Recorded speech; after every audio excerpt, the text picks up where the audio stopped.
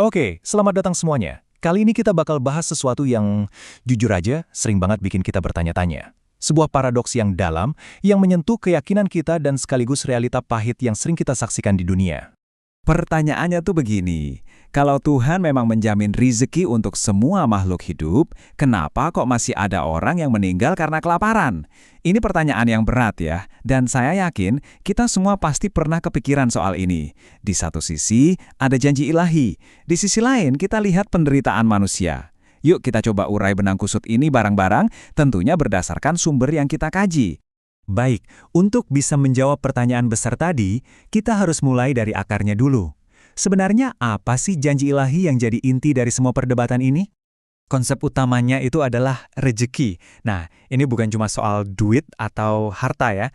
Rejeki itu artinya segala sesuatu yang menopang kehidupan kita. Hal-hal yang esensial supaya kita bisa tetap hidup. Janji ini bahkan ditegaskan secara langsung di dalam kitab suci.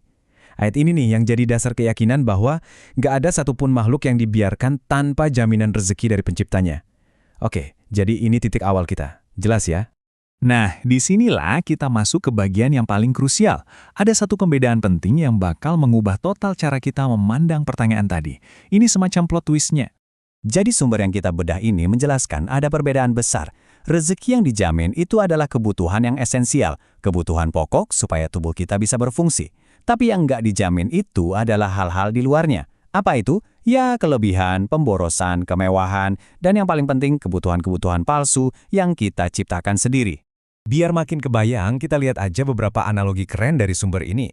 Ini bakal bikin perbedaan antara kebutuhan dan keinginan tadi jadi jelas banget.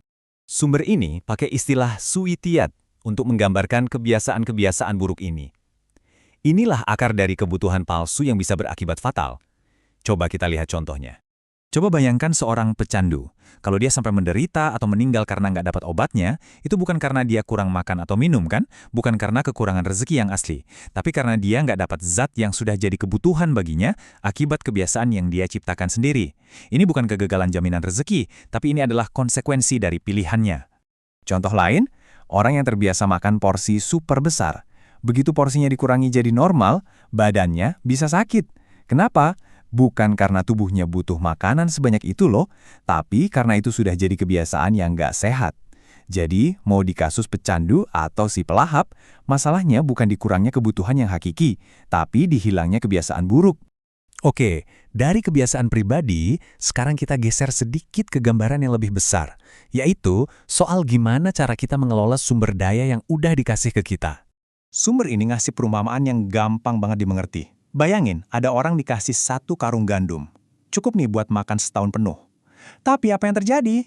Dia habisin semuanya cuma dalam 2 bulan. Hasilnya? Ya jelas, 10 bulan berikutnya dia kelaparan.